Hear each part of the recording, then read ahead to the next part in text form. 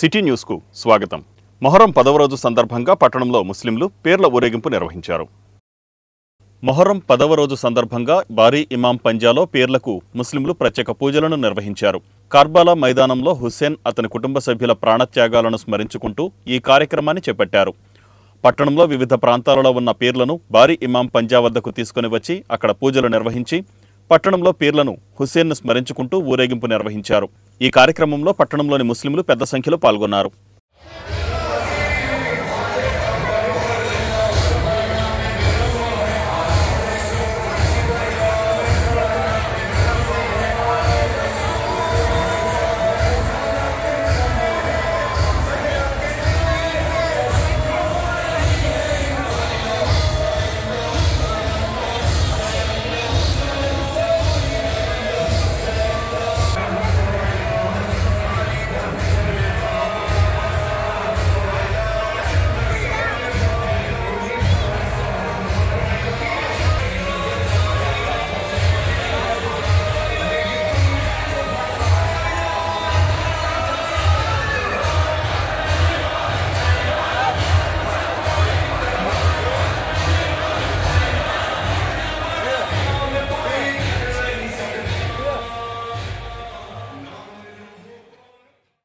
తొలి ఏకాదశి పురస్కరించుకొని పట్టణంలోని పలు దేవాలయాలలో భక్తులు ప్రత్యేక పూజా కార్యక్రమాలు నిర్వహించారు.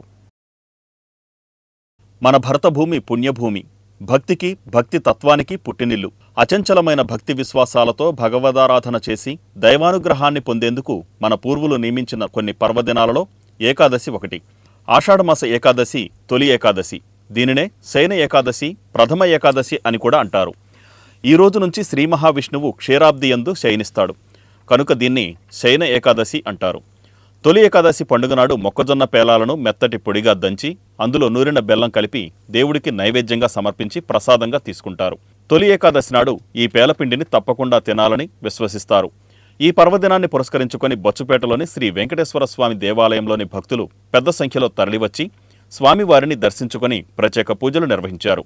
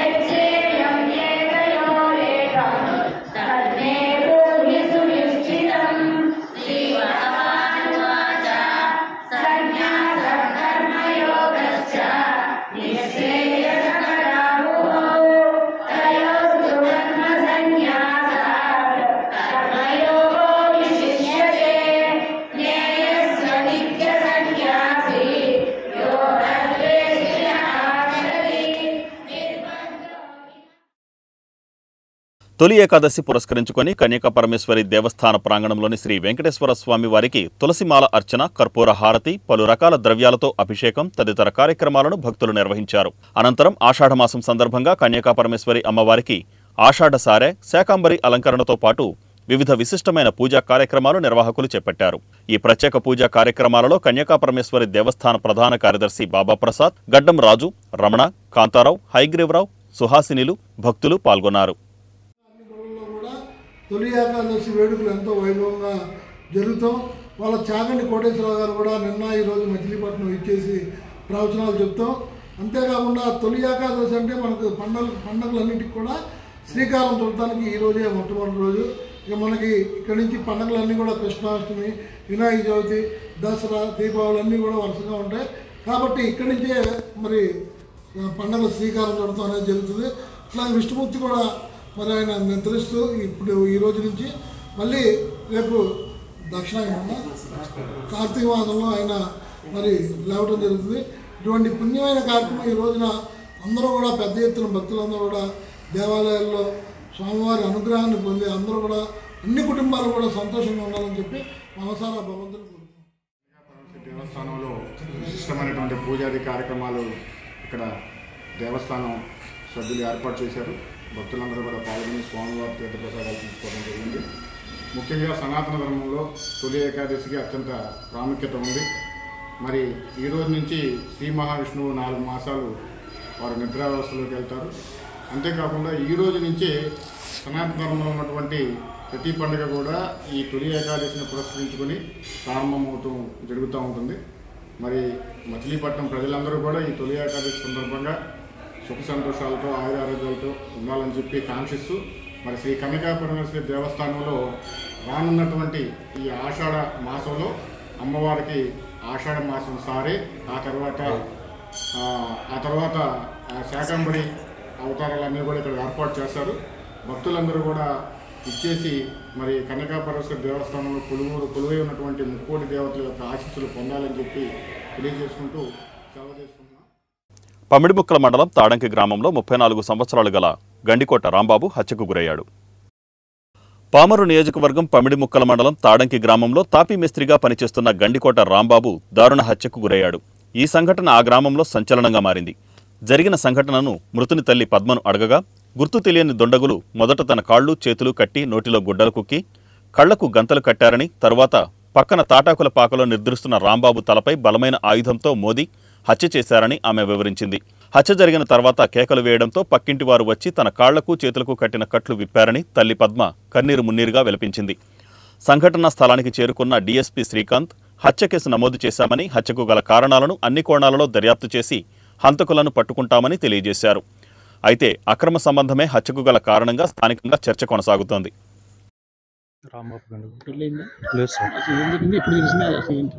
నాకు తెలుసు సార్, నేను అది అంటుకున్నాను. అయితే రాత్రి తెల్లారగట్ట 4:30 టైంకి వచ్చి ఇంటికి వచ్చి మనిషి లెగ్గొడితే ఇంటి ముందు వాళ్ళు చూసి లెగ్గొడితే వచ్చాను సార్. అది వచ్చి చూస్తే అట్లా ఉన్నాడు సార్. అది ఇప్పుడున్న పరిస్థితిలో ఉన్నాడు. అదే తలకి దెబ్బలు తగిలేసి బ్లడ్తో ఉన్నాడు సార్. మంచం మీద చనిపోయాడు. చనిపోయి ఉన్నాడు సార్. మా అమ్మగారిని కూడా కాలు చేతులు కట్టేశారు సార్. కట్టేస్తే ఆవిడ బయటకు వచ్చి పిలిస్తే వాళ్ళు పక్కన వాళ్ళు వచ్చి ఓడదీశారు సార్. నైట్ ఏ టైం తెలుసు సార్ నాకు. ఆవిడకి కూడా తెలియదు. పడుకుంది నిద్రలో. అది ఏ టైం ఏంటంటే తెలియదు. వ్యవసాయం పనులు సార్, పనులు చేసుకుంటూ ఉంటాడు. అదేం తెలుసు సార్. అంటే మనకు తెలియదు ఏం జరిగింది ఏంటన్నది, ఎవరు చేశారు అన్నది కూడా. ఫోన్ తెచ్చుకుంటే వెళ్ళాం, తీసుకొని వచ్చేసాం. నేను ఇంటికెళ్ళి వచ్చేసాం. వస్తా మందు తెచ్చుకున్నాడు. మందు తెచ్చుకున్న తర్వాత ఇంటికి వచ్చాక మళ్ళీ తాగాడు. తాగిన తర్వాత కాసేపు ఉన్నాక ఇద్దరం ఫోన్ చేసాం. ఇష్ట అన్నం పెట్టాను, నేను కూడా తిన్నాను. తిన్నాక కాసేపు పడుకున్నాం. ఊరికి ఇక్కడ పడుకున్నాం ఫ్యాన్ కింద. పడుకున్న తర్వాత పడుకున్నాక ప్యాస్కి వెళ్తాను నన్ను లేపమన్నాడు. బాగా ఫుల్ అయిపోయాడు. పైకి లేచి పొజిషన్ వెళ్ళాడు. లేకపోతే ప్యాస్కి వెళ్తాను నన్ను లేపమంటే వాటేసుకొని పైకి లేపాను. రేపు తీసుకొచ్చి కాళ్ళు కడుగు తీసుకెళ్ళి మళ్ళీ ఇంట్లో పడుకోబెట్టా. 7 కుంగలు పెట్టేస్తుంది అన్నాడు. 7 కుంగలు పడుతుంది అంటే మంచమే కూర్చొని మళ్ళీ 7 లాగాను. కాసేపు లాగేసరి నాకు నిద్ర వస్తుంది పడుకో అని చెప్పేసి నేను వెళ్ళిపోయాను. పడుకున్నాడు. ఇక వెళ్తా నేను పడుకుండిపోయిన తర్వాత చాలా సేపటికి వచ్చి ఎవరు వచ్చారు కూడా సరిగ్గా నాకు తెలియదు. నిద్రలో తెలియదు. వస్తున్న కచ్చి మొఖం మీద వేసారు. మొఖం మీద చుట్టూ పట్టుకున్నారు. ఇట్ట పట్టుకొని చేతులు కట్టేశారు, కాళ్ళు కట్టేశారు. కాళ్ళు కట్టేసిన తర్వాత అప్పుడు తుండు మాతుండి మంచం మీద ఆరేసింటారు. తుండు తీసుకుని ముట్టి కట్టేశారు. నాకు ఇట్లా పెట్టి మొఖాన్ని గట్టి వెనక్కి కట్టేశారు. కట్టేసేసి వచ్చేసారు. ఇక నేను అటుకొట్టుకు ఇట్లా మాట్లాడలేదు. కేకత్తగానే మాట్లాడలేదు. అటు ఇటు కొట్టుకుని అప్పుడు నిదానంగా చాలా చెట్టుకు కొంచెం ఇట్లా లాక్కున్న కిందకి చేతులు ఇట్లా పెట్టుకొని కొంచెం పైకి కడగని కొంచెం లాక్కున్న కిందకి లాక్కొని రాంబాబు అని పెద్దగా అరిచా. మా అబ్బాయిని కాగచ్చా, చాలా సేపు కాగచ్చా పలకట్లో. నేనేం బయటకు రాలేకపోతున్నాను. అరిచి పలకలు అని చెప్పి అప్పుడు ఇంటి పక్క ఉంటుంది తాగా అబ్బాయి నేను ఈ అమ్మాయిని కాగేశాను. పెద్దగా అరిచా. పెద్దగా అరిస్తే అప్పుడు వీళ్ళు ఇంకా వేరే చాటానికి తెచ్చి వేరే వాళ్ళు అనుకుని అక్కడికి వెళ్ళిపోయారు వాళ్ళు. ఆవిడ అక్కడికి వెళ్ళి అక్కడ చూసి వచ్చిన తర్వాత అక్కడ కాదని చెప్పి మళ్ళీ ఇటు పడుతుందని చెప్పి మళ్ళీ ఇక్కడికి వచ్చి అప్పుడు వచ్చి ఓడ తీసిద్ది. నేను గొడవలకి వెళ్ళేదాన్ని కాదు అసలు. ఇక మా పెద్ద అబ్బాయి కూడా అసలు తలుపులు తీసేవాడి. నేను ఒక తలుపు తీసి ఒక తలుపు ఫ్యాన్ లేదా ఇంట్లో, ఫ్యాన్ లేక ఒక తలుపు తీసి ఒక తలుపు మామూలుగా వేసా అంతే. తలుపు తీసే ఉంది. తలుపు వేసి ఉంటే నాకు తెలిసే తలుపు రావు తొందరగా. అది తలుపు ఎత్తే లాక్ అయిపోద్ది, తొందరగా రాదు అది. అందుకే నేను తలుపు వేయలేకుండా మామూలు గాలి ఒక్కడేసి మామూలు తీసేసుకున్నా.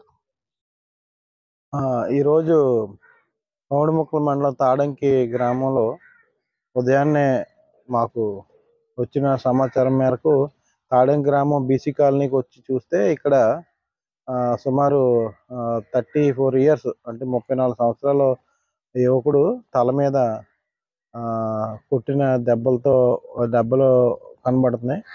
బాడీ ఉంది. తల్లిని ఎగ్జామిన్ చేస్తే తనకి కాళ్ళు చేతులు కట్టేసి నోరు కూడా టవల్తో కట్టి ఎవరో గుర్తు తెలియని వ్యక్తులు వెళ్ళిపోయారు అని చెప్పేసి చెప్పడం జరిగింది. దాని మీద మేము ఇమీడియట్గా పౌడిముక్కల పోలీస్ సిబ్బంది అంతా వచ్చి సీన్ అంతా ప్రిజర్వ్ చేసాం. క్లూస్ టీమ్ అనేది ఇన్ఫార్మ్ చేసాం. కేసు కూడా కట్టాము. ఇంకా దీని మీద వివరాలు తెలియాల్సి ఉంది. వివరాలు అంటే ఎవరు ఏంటి అనేటటువంటిది వీళ్ళు కరెక్ట్గా చెప్పలేని పరిస్థితిలో ఉన్నారు. ఏమి ఉన్నాయి అనేది మేము ఆ కేసులో లోతుల్లోకి వెళ్ళి మేము విచారించి దీని మీద సాధ్యమైనంత త్వరలో ఒక కన్క్లూజన్ తీసుకుని వస్తాం. ప్రతి ఒక్కరూ ఆధ్యాత్మిక చింతన కలిగి ఉండాలని, భగవతార్చన చేయాలని ప్రవచన చక్రవర్తి చాగంటి కోటేశ్వరరావు అన్నారు. ప్రతి ఒక్కరూ ఆధ్యాత్మిక చింతనతో ఉండాలని, భగవతార్చన చేయాలని ప్రవచన చక్రవర్తి చాగంటి కోటేశ్వరరావు అన్నారు. హిందూ ఐక్యవేదిక ఆధ్వర్యంలో నగర శివారు గోల్డ్ కన్వెన్షన్ హాలులో నిర్వహించిన ప్రవచన కార్యక్రమంలో నిత్య పూజా విధానం గురించి ఆయన వివరించారు. ఎక్కడ భగవంతుణ్ణి ఆరాధిస్తారో అక్కడ ఆయన ఉంటారని అన్నారు. శివుడు ఆజ్ఞ లేనిదే చీమైనా కొట్టదంటారని పేర్కొంటూ తాను ఉద్యోగం చేస్తున్న సమయంలో ఓ త్రాచుపాము పడగ విప్పి కరిచేందుకు వస్తూ పక్క నుంచి ఏమీ చేయకుండా వెళ్లిపోయిన సంఘటనను వివరించారు. భగవంతునికి కృతజ్ఞత తెలియజేయడమే నిత్య పూజ అన్నారు. ఇందు కలడు అందు కలడు ఎందెందు వెతికినా అందందే కలడు అని ప్రహ్లాదుడు చెప్పిన విషయాన్ని భగవంతునిపై ఆయనకున్న నమ్మకాన్ని వివరించారు. భాగవతం చదివితే భగవంతుడు ఉన్నాడని అర్థమవుతుందన్నారు. సృష్టిలో మానవ జన్మకు ఎంత ప్రాధాన్యం ఉన్నది చాగంటి తెలిపారు. వివిధ పురాణ ఇతిహాసాలు ఆయన స్వానుభవాలను వివరిస్తూ ఆయన చెప్పిన ప్రవచనం భక్తులను విశేషంగా ఆకట్టుకుంది. నగరంతో పాటు వివిధ ప్రాంతాలకు చెందిన ప్రజలు పెద్ద ఎత్తున పాల్గొన్నారు.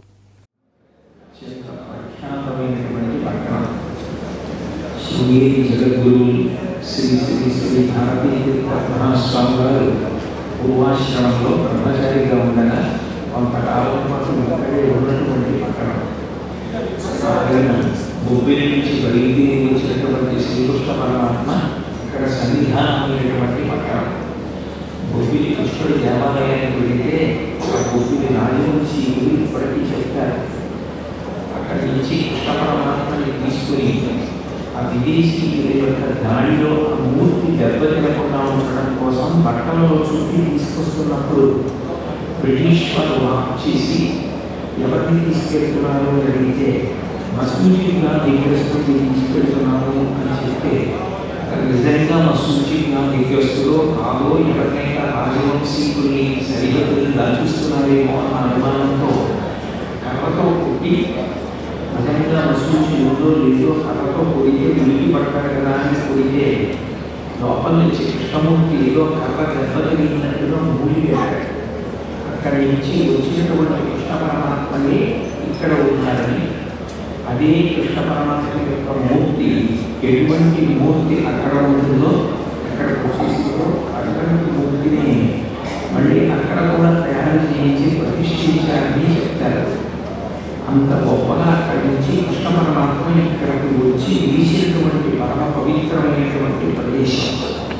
ఆ పైన పరమ భక్తులు నరసింహానికి వెళ్ళినటువంటి వారు ఇక్కడే పాండురంగ క్షేత్రాన్ని ఏర్పాటు చేశారు. దగ్గరలోనే ఉంది ఆ చిలకలపూడిలో ఆ పాండురంగ క్షేత్రాన్ని ఏర్పాటు చేశారు. ఒకప్పుడు విదేశీ వ్యాపారంలో ఎంతో ప్రసిద్ధిగాంచినటువంటి మచిలీపట్నం యొక్క ఓడరీలు ఇన్ని కోణాల్లో ప్రఖ్యాతి వహించిన మచిలీపట్నానికి ఇంకా పూర్వం ఒకసారి కార్బలా అమరవీరులకు అజ్మీర్ బాబా సేవా సమాజం ఆధ్వర్యంలో ఘనంగా నివాళులర్పించారు. అజ్మీర్ బాబా సేవా సమాజం కర్బలా అమరులకు శ్రద్ధాంజలి ఘటించారు. ఈ కార్యక్రమంలో పాల్గొన్న వక్తలు ఇమాం హుస్సేన్ జీవిత చరిత్రను వివరించారు. వైజ్మెన్ క్లబ్ అధ్యక్షులు సయ్యద్ పీర్ ఇమాం హుస్సేన్ నామకరణ జెండాను అలంకరించి ధూపదీప నైవేద్యాలను సమర్పించి పవిత్ర ఖురాను పఠించి ప్రార్థనలు నిర్వహించారు.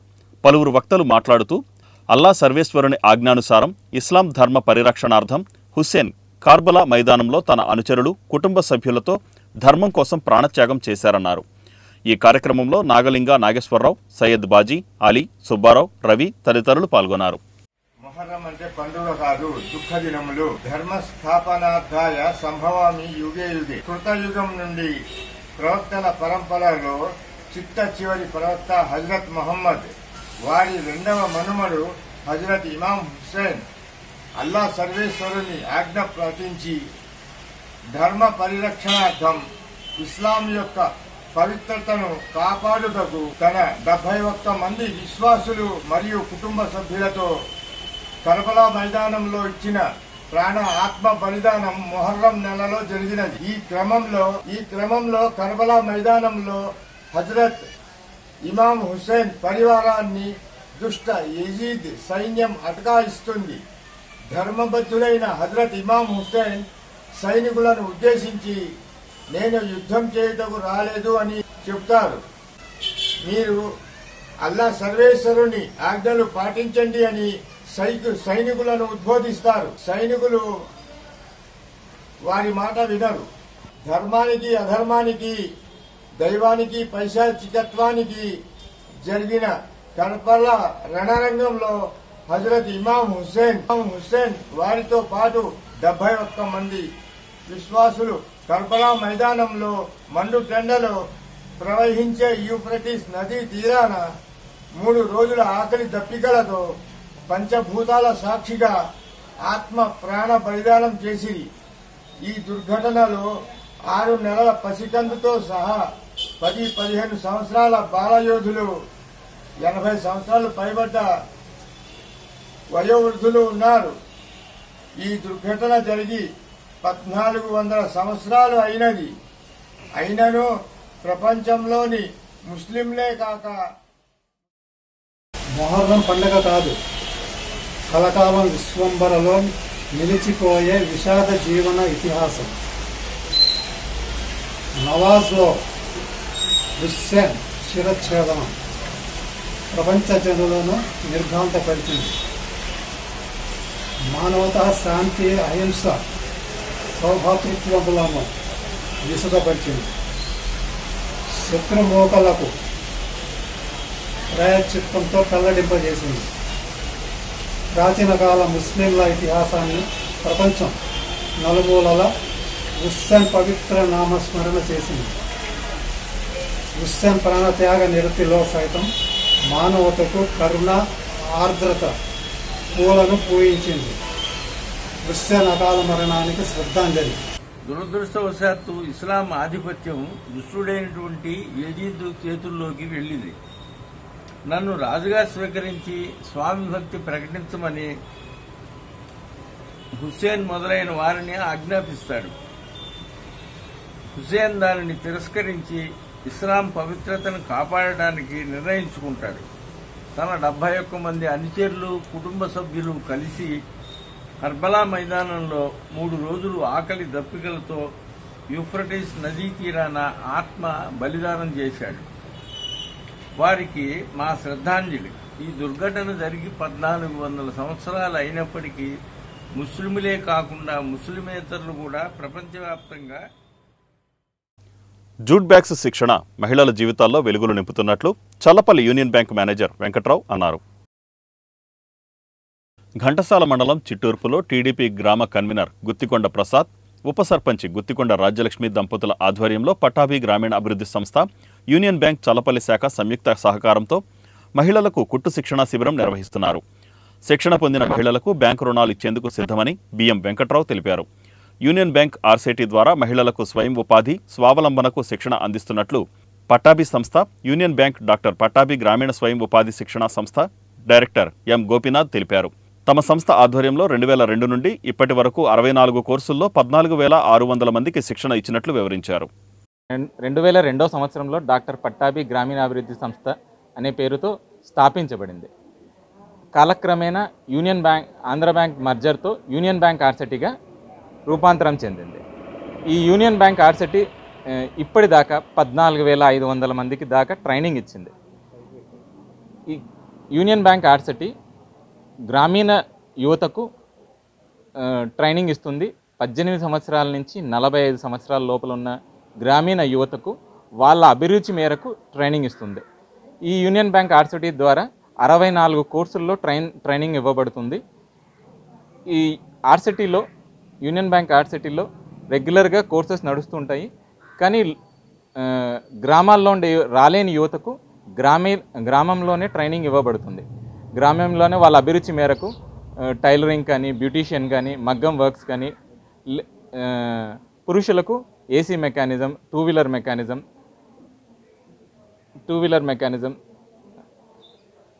సెల్ ఫోన్ రిపేరు ఇలాంటి వాటిల్లో ట్రైనింగ్ ఇవ్వబడుతుంది.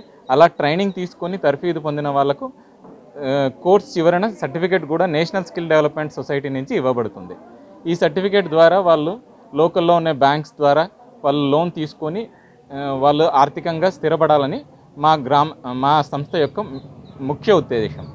ఈ యూనియన్ బ్యాంక్ ఆర్ట్ సిటీ ద్వారా ట్రైన్ అయిన వాళ్ళకు ఆర్థికంగా వాళ్ళు ఎస్టాబ్లిష్ అవ్వడానికి లోకల్ యూనియన్ బ్యాంక్స్ సపోర్ట్ చేస్తూ ఉన్నాయి. మా సంస్థ ద్వారా సపోర్ట్ ఇవ్వగలుగుతున్నాం. ఇలా ఇప్పటిదాకా 14,500 మంది ట్రైనింగ్ తీసుకున్నారు. వీటిలో 7,500 నుంచి 7,600 మంది దాకా ఆర్థిక అప్పులు కూడా తీసుకొని రెగ్యులర్గా కడుతూ ఉన్నారు వాళ్ళ జీవితంలో.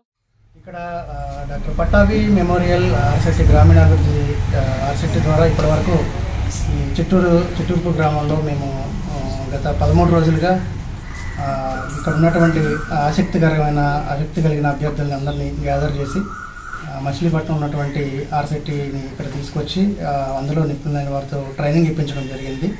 ఈ జూట్ బ్యాగుల తయారీకి సంబంధించి వీళ్ళందరికీ కూడా చాలా చక్కగా ఎన్నో డిజైన్ల జూట్ బ్యాగులు వీళ్ళు తయారు చేయడానికి తగు శిక్షణ అనేది ఇప్పటివరకు ఇవ్వడం జరిగింది.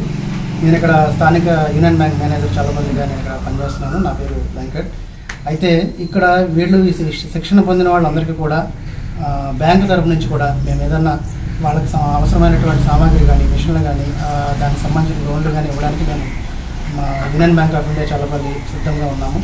వాళ్ళు దాన్ని సరైన పద్ధతిలో ఉపయోగించుకొని బ్యాగుల తయారీలో ఇంకా వాళ్ళు ముందుకెళ్ళి ఎన్నో విధాలుగా వాళ్ళకి కావాల్సినటువంటి ఆర్థిక స్వావలంబన అనేది, అంటే వాళ్ళ కాళ్ళ మీద వాళ్ళు నిలబడి కొంచెం అభివృద్ధి పొందే విధంగా మేము మా బ్యాంక్ తరపు నుంచి కూడా చారిత్రక నేపథ్యం ఉన్న కృష్ణా జిల్లాకు ఎస్పీగా రావడం అదృష్టంగా భావిస్తున్నట్లు గంగాధరరావు అన్నారు. కృష్ణా జిల్లా ఎస్పీగా ఆర్ గంగాధరరావు పదవీ బాధ్యతలు చేపట్టారు. ఇటీవల జరిగిన ఐపీఎస్ అధికారుల బదిలీలో భాగంగా సిఐడి విభాగం నుండి జిల్లాకు బదిలీపై వచ్చిన ఆయన జిల్లా పోలీస్ కార్యాలయంలో బాధ్యతలు స్వీకరించారు. నూతన ఎస్పీకి వేద పండితులు వేద మంత్రోచ్చరణల మధ్య స్వాగతం పలికారు. ఈ సందర్భంగా ఆయన మీడియాతో మాట్లాడుతూ జిల్లాలో శాంతి భద్రతలను కాపాడడంతో పాటు ప్రభుత్వ ప్రాధాన్యతలకు అనుగుణంగా పనిచేస్తానన్నారు. మహిళల రక్షణతో పాటు గంజాయి అక్రమ రవాణాకు అడ్డుకట్ట వేస్తామన్నారు. తాను హార్డ్ వర్క్ చేయడమే కాకుండా తన టీంతో హార్డ్ వర్క్ చేయిస్తానన్నారు. ఈరోజు నా పేరు ఆర్ గంగాధరరావు. నేను 2007 group 1 officer, 2013 IPS batch AP cadre officer. ఈరోజు ఉదయం మన కృష్ణా జిల్లా ఎస్పీగా నేను ఛార్జ్ తీసుకుంటానే. సో మీ అందరికీ తెలుసు, సో మన కొత్త ప్రభుత్వంలో కొత్త యాస్పిరేషన్స్తో కొత్త స్పిరిట్తో మనం చేయబోతున్నాము. సో దాంట్లో మీడియా మిత్రుల సహకారం అంతా కూడా కావాలి. అలాగే మన స్టేట్ గవర్నమెంట్ యొక్క ప్రయారిటీస్ని మనం ఇక్కడ ప్రయారిటీస్గా తీసుకొని ఎక్కడ కూడా లా అండ్ ఆర్డర్ విషయంలో ఎక్కడ కాంప్రమైజ్ లేకుండా పూర్తి స్థాయిలో మా సిబ్బందితో పనిచేయించడమే కాకుండా నేను కూడా హార్డ్ వర్క్ చేయడానికి డిటర్మినేషన్తో ఈరోజు ఛార్జ్ తీసుకోవడం జరిగింది. సో అలాగే మీ అందరికీ తెలుసు ఇప్పుడు ఉన్నటువంటి ప్రయారిటీస్ ఏంటి అనేటువంటిది. వాటన్నింటినీ ఒక 1 by 1 స్టెప్ బై స్టెప్ మనం దీన్ని ముందుకు తీసుకెళ్ళడం జరుగుతుంది. ముఖ్యంగా మనకు ఉమెన్ సేఫ్టీ అనేటువంటిది చాలా ప్రయారిటీ. అలాగే గాంజా రిలేటెడ్ ఇష్యూస్. ఈ వార్తలు ఇంతటితో సమాప్తం. నమస్కారం.